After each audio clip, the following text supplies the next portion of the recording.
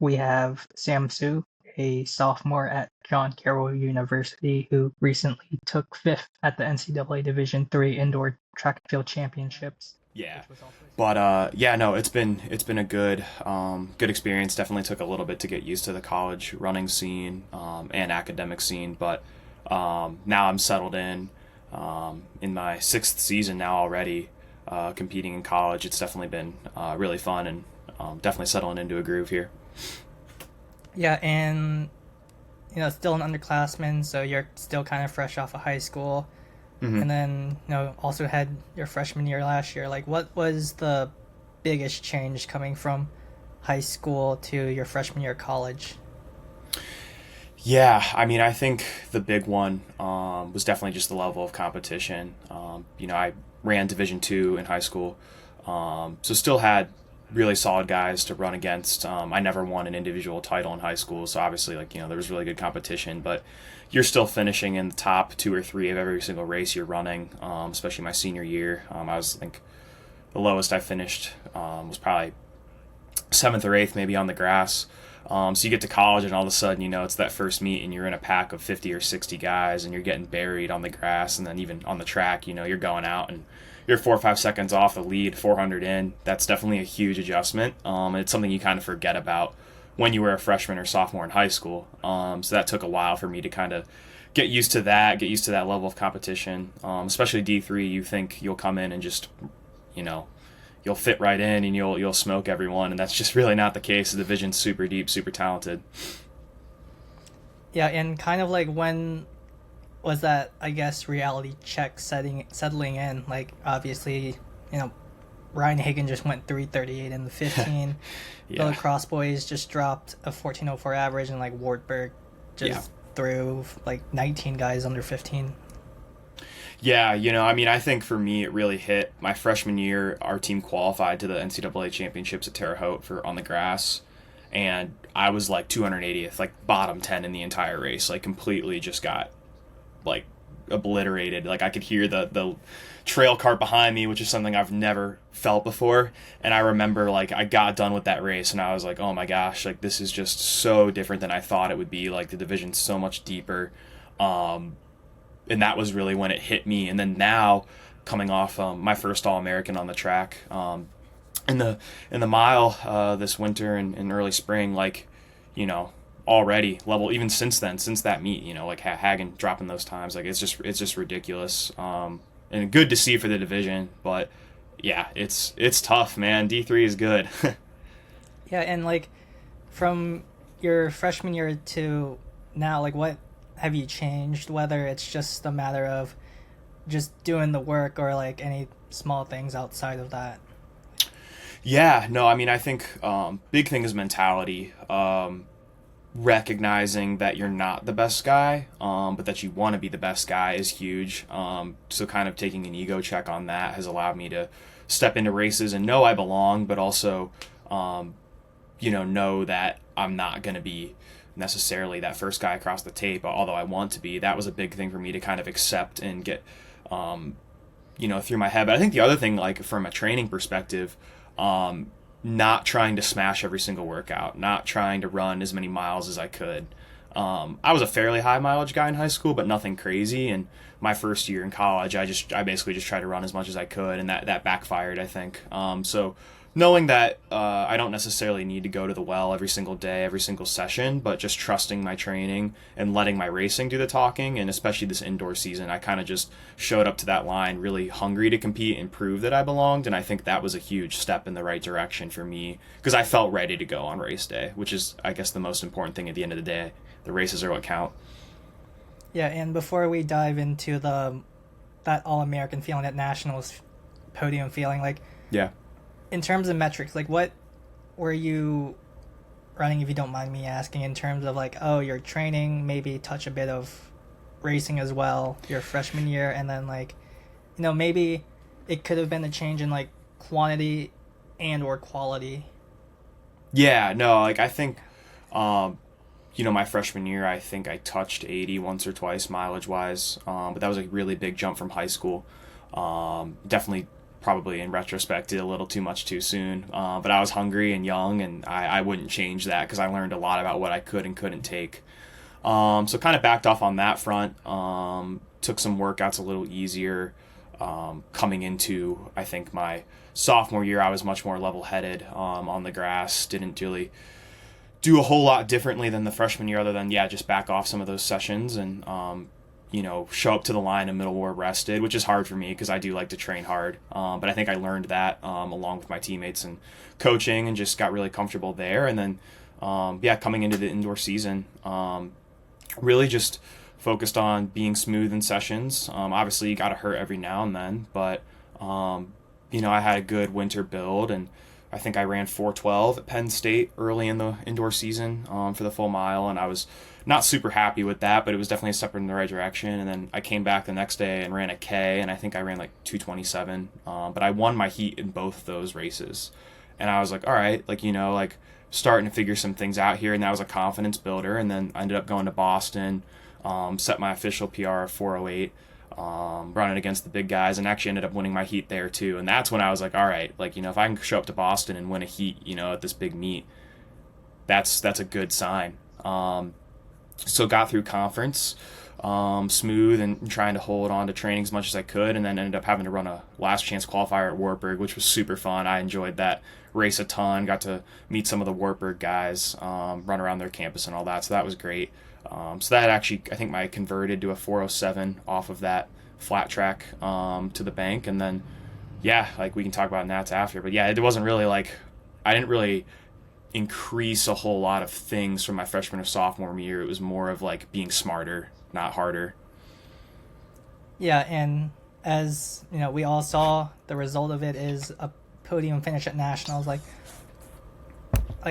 With that being was that your first track nationals in NCAA?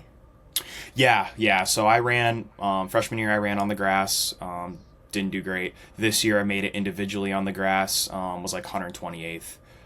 So definitely a huge improvement over 150 spots, but still middle of the pack. But this was my first individual track competition in college, which was super fun. I love the track, and that was a really cool experience for the first time.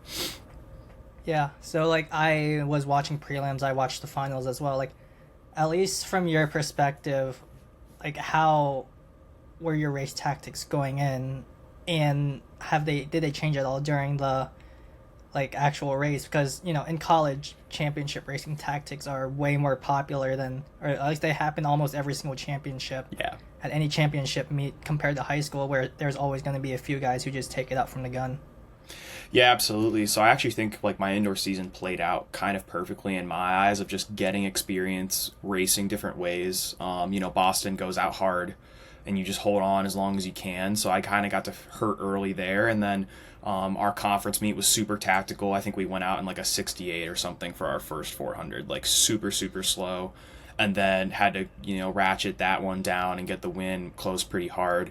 And then Wartburg was, I think, even harder almost than Boston, just going out hard because you had that pressure of getting a mark. So coming into Nats, I actually felt really confident in just my ability to adapt on the fly. And because I had won a couple mile heats in a row other than the Wartburg race, I felt like I knew what it felt like to cross that line first in those types of environments with a lot of good guys in the field. So coming into that prelim day, I remember standing with some other guys, and I was the second heat. So I think it was first four from each heat, and then the next two fastest overall times made it to the final. And I remember watching with the guys, and that first heat was pretty tactical, pretty slow, and we're like, oh great, if we just go out and run a modest effort here, we're gonna get six guys through in our heat, no problem, and we move on. And wouldn't you know, that prelim, we go out super, super slow, and it's a repeat of that the first heat. It was just being ready to move when the move happened, because there's really no going back. And if you're a second too late on those kind of races, those kind of moves, you're probably not getting in. So I was able to cover the prelim and close hard, and I got the last auto qual to go on to the final the next day. So that was just a huge weight off my shoulders. I was like, if I can just make the final, anything can happen. Tactics wise, felt comfortable. And then, like you said, day rolls around, national finals roll around, and I think it went out in oh gosh, what did it go out in? Yeah. Two. I have the splits pulled up, so Yeah. it was around like 70 Yeah. for the first. So it was crazy, and I think even through 200 or through 800, it was pretty mundane. We didn't really increase a whole lot, but I watched a video back, and it's like coming in to 4 laps to go. It's all of a sudden it's just like boom, like guys start flying.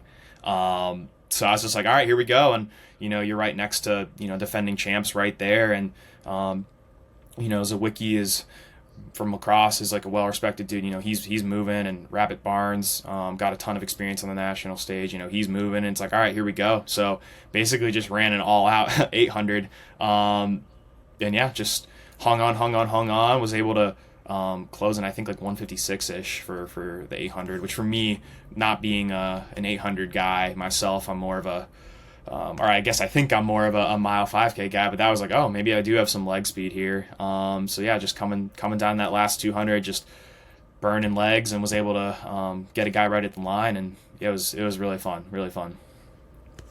Yeah, and like, what was that feeling like when you knew you secured a podium spot, or was it kind of just like, all right, you're just gonna see what you can do, and then like fight for that eighth, like top 8 spot?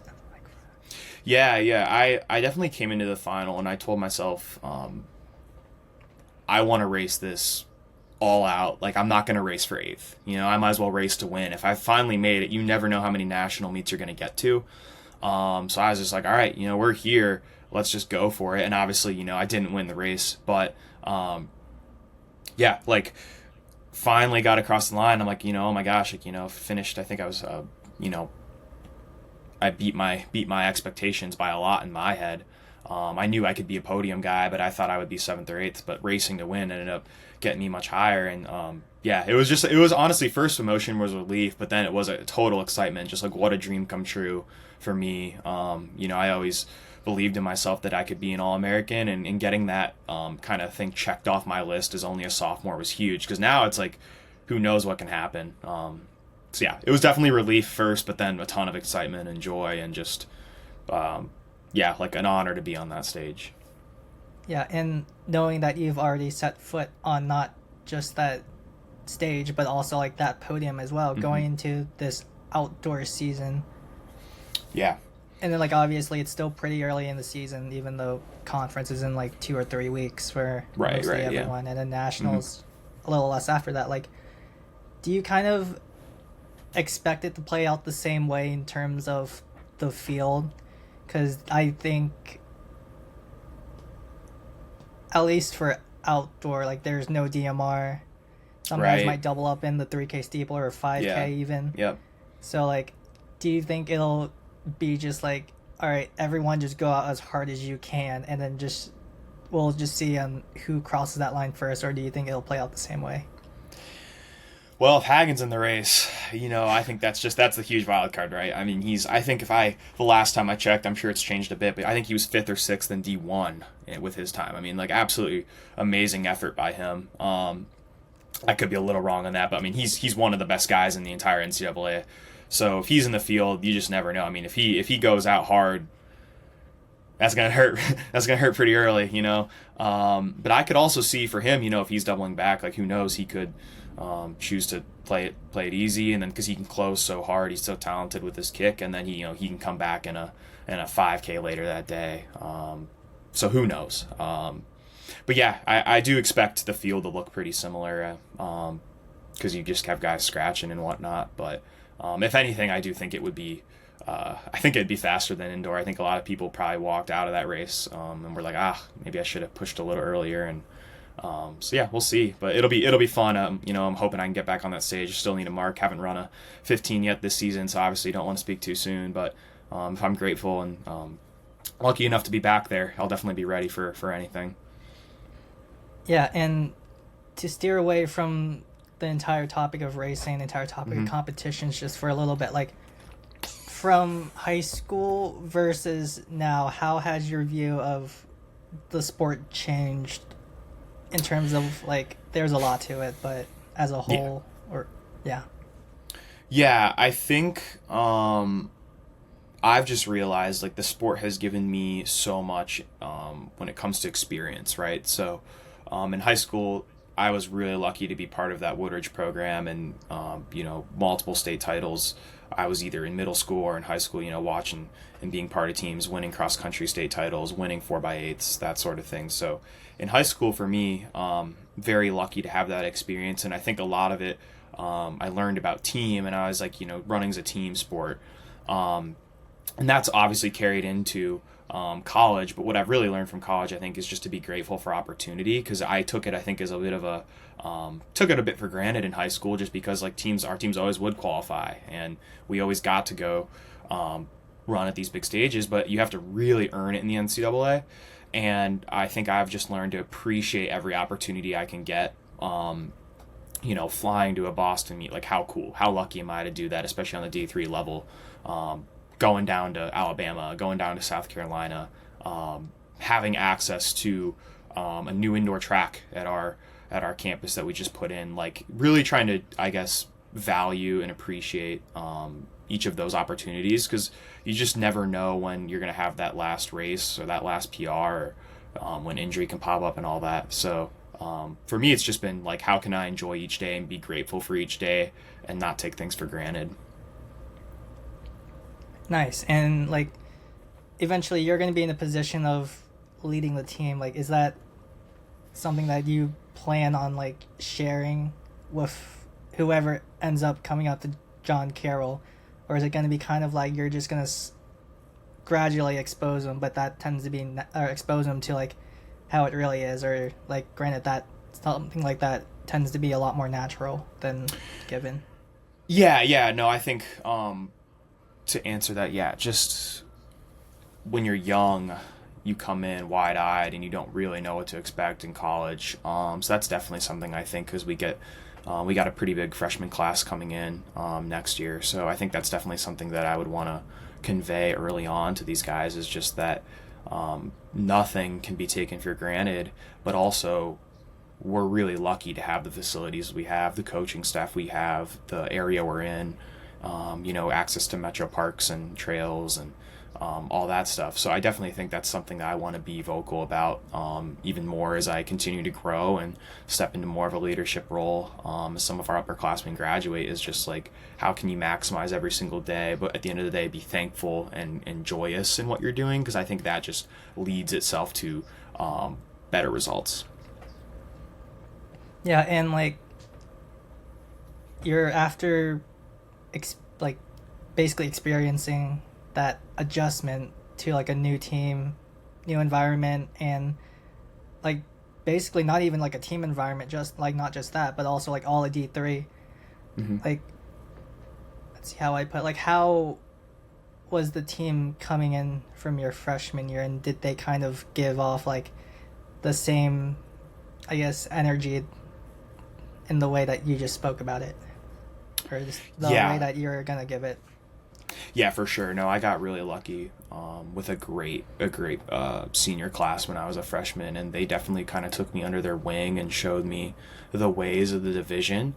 Obviously you have a guy like Alex Phillip, multi-time national champion, Jamie Daly, national champion. He's on the coaching staff now. So you have guys like that are around and pouring in, but then even guys that haven't reached that stage, but they're on the team, going over to upperclassmen's houses and watching movies, playing cards, throwing a football around, getting to have kind of those conversations just about, hey man, like, I think you can do this in the future, and this is how you get there, and or showing up to races and hearing, team huddles and stuff, like, let's fight for our brothers, let's fight for this thing that we all collectively agree about, and let's enjoy it, let's enjoy the process. So absolutely. I kind of want to take some of that energy that I was given and felt so accepted my freshman year and pour that into the new guys as they show up in the fall. Yeah, and there's always that team interactions, but how has like it been as well in terms of like in competition with guys from other schools? Like, obviously there are situations going on this year that have pretty much shown that D3 are going to come together and just come together for something that they all agree on. And no, I remember walking out of the national meet in indoor, and I'm like, D3 is awesome, man. Like, it's such a cool experience when you're sitting, if you're lucky enough to be sitting in a chair waiting to get your trophy, or, I cooled down with the Carnegie Mellon guy, and like, it's just like, I think in D1 you see those guys are so competitive with each other, and it's almost a cutthroat. And that's awesome, but I really do love like being friends with other guys, because we're all in it together at the end of the day. As much as you want to beat the guys on the line, running is it's a painful sport, but it's also a sport that demands good community.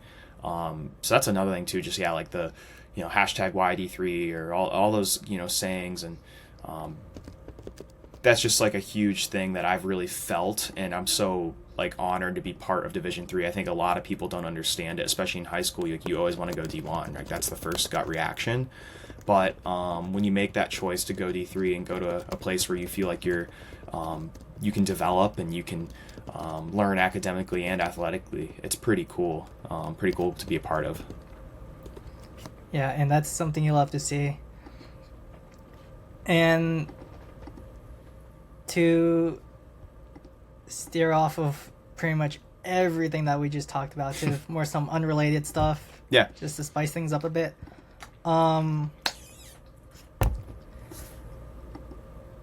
See, obviously we talked about your goals for this outdoor season, but what are your goals for like the rest of college? Yeah. I mean, obviously I think you want to be a national champion, right? That's like the end goal.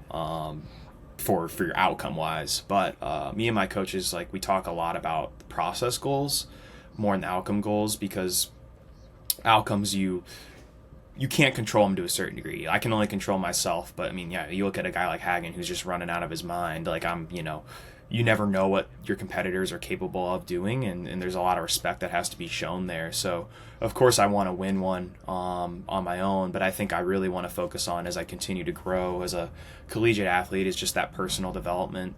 In my training, how can I be even more attentive to detail than I already am? By my senior year, like, how can I maximize my training where I'm doing the absolute most I can in a smart way, so I'm not overdoing things. But like, as just growing as an athlete, I think is really important to me. Like, I try to really work on maximizing my potential. So I know that's kind of a lofty answer to your question, but I do really want to focus on those process goals, and kind of checking those boxes as the timeline ticks on, because college is short. I've been running since I was like in third grade, and it's kind of crazy to think that in a couple weeks I'm already halfway through the NCAA circuit. So I just really want to maximize every day I can, and hopefully by the time I'm a senior, really have this sport dialed in where I can just then go out and compete in every single field I'm in. Yeah, that's something you love to see. And like with John Carroll, and I guess it ties into like 2-for-1 questions. Advice to high schoolers in terms of recruiting and finding that perfect school. Mm-hmm. That, and like, how did you choose John Carroll, or how did you decide that John Carroll was the place to be? Yeah, no, for sure. It's actually funny you asked that, because I remember when I knew I wanted to run in college from a very young age. Like, I knew that was always like in the cards for me, is like I want to be a student athlete in college. I never was like, I don't know if I want to do it. I always wanted to do it. But it's actually funny, like, I didn't really know how the process worked a whole lot with recruiting and reaching out to coaches. Like, it's tough, because you really don't, in my opinion, unless you're one of those top guys in your state, you don't get a lot of contact until like your junior year. And so for me, I was oftentimes the one emailing, reaching out to bigger programs. But what started happening is a teammate of mine, Ryan Champa, who ran at Woodridge, was a state champion, like just a great leader, ended up going to Carroll, and he's like, hey man, like, you should check it out, like all that stuff. And the coach at the time, Kyle Basista, was really invested in me and really followed my training. And I remember stepping onto Carroll's campus, and the first thing I was just like, oh my gosh, like, this campus is beautiful. It's a small Jesuit campus, but it's the facilities we have, the classrooms we have, all the academics was really cool. But I remember, like, the team was so invested in me and like wanted to know more about me, wanted to know what my interests were outside of running, really made me feel welcome. And I walked out of my visit and my overnighter, and I was just like, man, like, I feel really valued here, like I can grow. But I was still wanting at the time, like I wanted to go D1. So I would reach out to the bigger state programs, and oftentimes it was like, all right, well, if you hit this checklist, like we'll get back to you. You know, if you get this result, we'll get back to you. And then I would hit that result, and I'd email and I'd be like, hey, like I did this thing you wanted me to do. And they would be like, sorry, like, well, another guy came up, like you're in the back of the line still. And so eventually what I had to do is be honest with myself, and for me, and just where my talent level was, it was like, all right, well, if I'm not truly a D1 type guy right now, do I want to go to a D1 where I don't feel cared for, where I know maybe I'm going to get cut because I'm not good enough, or if I don't perform instantly, like they're not going to develop me or whatever, or do I want to go to D3 and really lean into what it means to be a D3 athlete, and develop? And I'm so glad I made that decision, because I think I've grown, not only as an athlete but as a person, a whole lot more than I would have maybe at a bigger place. And I also told myself too, like I want to run in big races. Like obviously, I know when I say I'm an All-American, I'm a D3 All-American. I'm not a D1 All-American. Like I know that. But to be able to still have that experience and be with people that are in similar boats where maybe they were overlooked in high school, but they've developed and now they're running these times and getting these places and going to these big meets. That's what I wanted, because at the end of the day, I love the sport, and I felt like D3 for me was the answer to keeping that love of running and love of competition alive. So I guess that would be my advice for anyone out there, is like, don't be afraid to go to a school that like if you really feel you're meant to be somewhere, you should probably go there, right? Regardless of what division it is, because and as we're seeing now, like all the divisions are so good. D1, D2, D3 are all very, very, very talented. So be proud to be a D3 athlete. Yeah. And in terms of, you've already traveled to a bunch of places, like, is there like kind of like a bucket list on places that you'd like to race? Like, many people are going to California this weekend for Brian Clay, and yeah. I forgot the other one, but yeah, that's an example. And yeah. obviously, like, team schedules sure. matter, so like team schedules vary, so. Yeah, no, I mean, Brian Clay's definitely a bucket list one, like to go out to the West Coast. I've never been out to the West Coast in my life, running or just general like recreational travel. So that's a huge bucket list one. Would love to go out west. I'm going to Georgia Tech this weekend, which I'm really excited for. So that'll be a cool one. But I'm trying to think of other like big ones. I got the Boston checklist this indoor season, which I think was number one on my boat for a long time, just because of how historically fast that track is, and everyone always talks about that. We're going up to, I'm trying to think. I think actually either indoor or outdoors in Washington State next year. I think next year indoors meet might be in Spokane. So like, assuming I'm healthy and blessed enough to be able to compete there, like that's a huge bucket list one for me, just getting across the country. But yeah, I also will say at the same time, like I think we're really lucky, like Ohio has so many good places to compete. The All-Ohio cross-country course, that was probably one of my favorite races of all time, just because seeing all the different divisions that are there, seeing all my friends who are at different D1 and D2 and D3 schools all collected at Cedarville, like that was a really fun race. And maybe people wouldn't necessarily be like, oh, Cedarville, Ohio, like that's where you want to be competing on a random weekend in early August. But even places like that I think are just super fun, because people that you've grown up with and ran against in high school are all together. So that's another thing too, like as much as those big ticket things are that a lot of D1 schools maybe travel more, I also really think it's fun to compete locally and have your family out there supporting you. Yeah, and jumping off of what you said about like the D1s being the big ticket, I think, at least for me, non-running related are kind of more like just showing up to a meet. I think,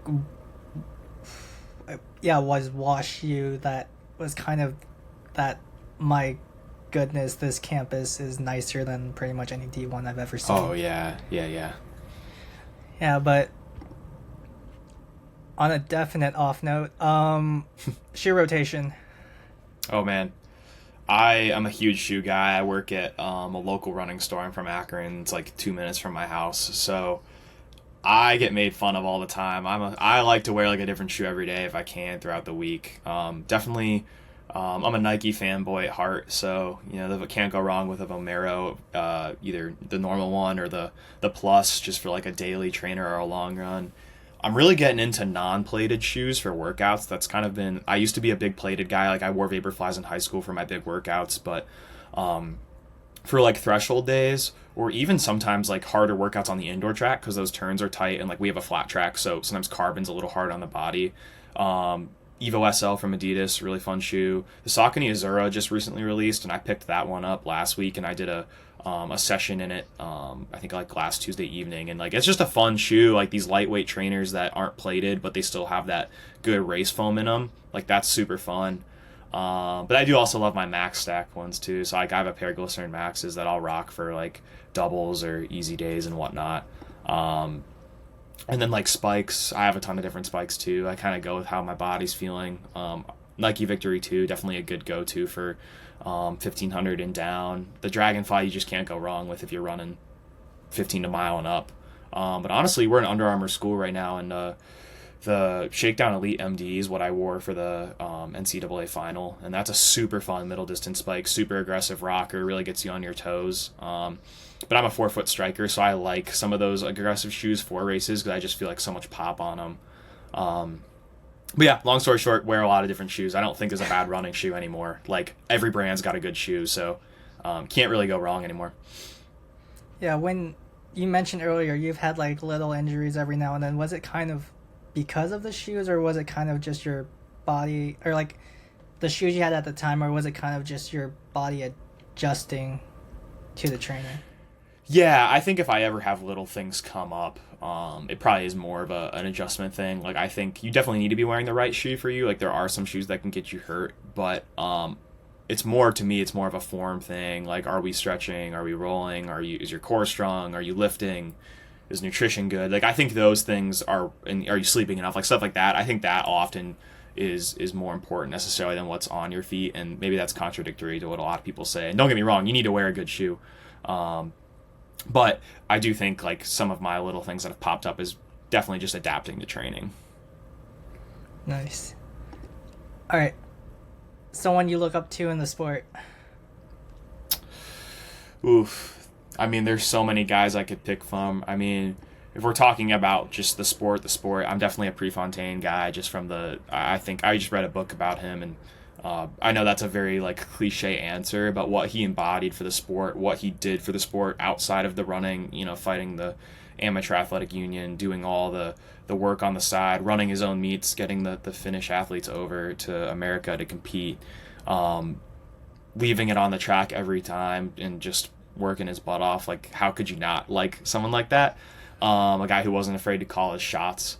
But definitely for the current running, I think like Colin Salmon is a really cool guy that I look up to. He's pretty outspoken about his faith, which is important to me. So I think that's cool that he's not afraid to just share that. But then also like his range is just incredible. His 400 to his 10K on the grass is pretty crazy. Like he's competitive in every single distance. So I do think it's cool, and I respect athletes that are willing to get out of their comfort zone and compete and train at all those different distances. So he's definitely a guy that I look up to, just aspire to be as someone that can kind of cover all those different skill sets. All right. On to the next one. It can be just naming one person or several people who has basically had the most impact on yourself as an athlete or as a person in regards to the sport.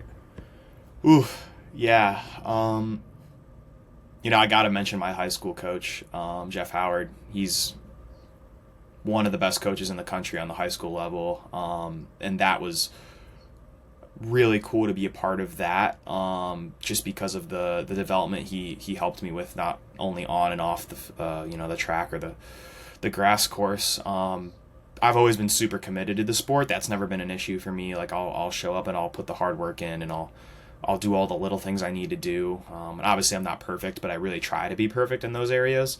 But I really struggled early on, and just with some mental stuff, like psyching myself out of races and getting so worked up about results that I would just crumble. I would get to a hard part of the race early in my running career, and when the going got tough, it's not that I wasn't wanting to try hard, but it's like my brain would just shut down because I got so nervous about what if I can't win this race? What if I can't place this? What if I can't place that? And I remember he just kind of sat me down one day, and he really was like, look, like as much as you love running, like running isn't everything. And I think that really helped me reframe how to like healthily be obsessed with the sport. And my current coach, Steve, he's also been super influential in that respect too, of just like, it's okay to be healthily obsessed with what you're doing, but there has to also be that line where you have other outlets that you pour into. So I guess I'd mention my parents as well too. They've been very influential in me in helping me find things that I can pour my energy into that don't have to do with the sport.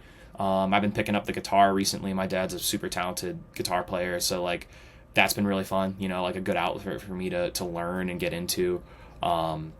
Hanging out with my friends, obviously another huge thing, just to take my mind off the sport. But yeah, I would definitely say like current coach and past coach, super influential to me on the mental side of things. Obviously their training's great and they know what they're doing on the course, but helping me be a healthy individual off the course has definitely been awesome.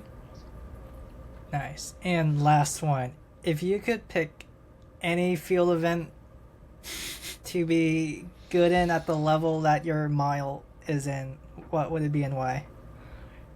That's a really good question. Definitely high jump or long jump, just because I think those events are both, maybe triple jump actually. I think it'd be triple jump just because like there's a lot of finesse and so much timing that goes into the triple jump. And I was watching it at the indoor conference meet, and like when a guy would like get his steps right and he just like, you know, he's flying off the board, I was like, dang, like that's pretty cool. So I think triple jump just because it's like a cool event. And it's a little more like niche than the high jump and long jump. So that'd be kind of cool to be good at. Nice. Again, congrats on your All-American indoors. Good luck on Thank your you, man. season, or at least this season outdoors. Are you guys coming to Baldwin Wallace for last chance? Yeah, I should. I know the team will be there. I don't know if I'll be running that one or not, but I'll definitely be around. But that is such a fun meet, man. That was probably my favorite meet from my freshman year. Was that night meet? So are you gonna be there? Of course. All right, yeah, I'll make sure I see you, dude. Yep. Again, this is Sam Sue, John Carroll sophomore, signing off.